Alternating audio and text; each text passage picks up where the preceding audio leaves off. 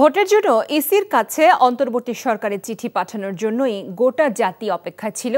এটি অত্যন্ত ইতিবাচক বলে মন্তব্য করেছেন বিএনপি স্থায়ী কমিটির সদস্য সালাউদ্দিন আহমেদ।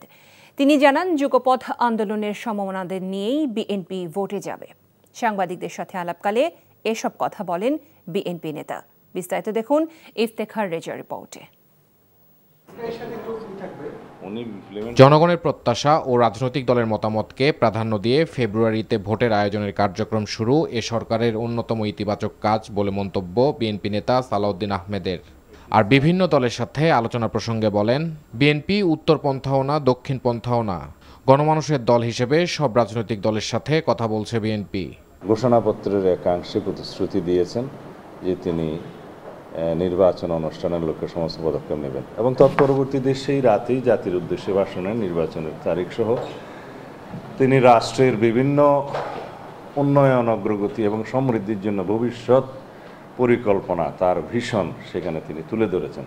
এই সব কিছুই পজিটিভ। আমাদের সাথে যারা যুগপথ আন্দোলনের শরিক ছিলেন বিগত ফ্যাসিবাদ বিরোধী আন্দোলনে, তাদেরকে সাথে নিয়ে আমরা নির্বাচন করব, এটা আমাদের অঙ্গীকার ছিল, প্রতিশ্রুতি ছিল, এখনো আছে। বান্ডেল থাকলে প্রতি সেনমানিতে টাকা বাঁচবে। বিকাশ সেনমানি বান্ডেল কিনে জিতুন প্রতি লেনদেনে।